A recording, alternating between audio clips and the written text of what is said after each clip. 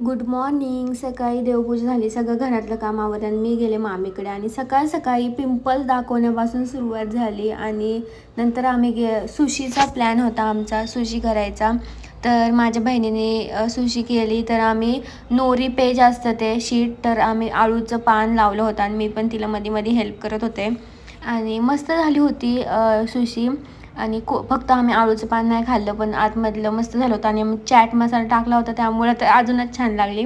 आणि मला आवडली, पिलूला आवडली, मामीला पण आवडली. तर ही रिॲक्शन बघा, हिला अजिबात आवडली नाही. तुम्ही रिॲक्शन बघूनच तुम्हाला समजलं असेल.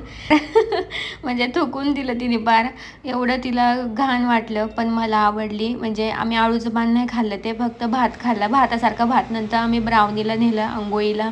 नंतर माझ्या आजीचं साडी बघून खरंच खूप आठवण आली.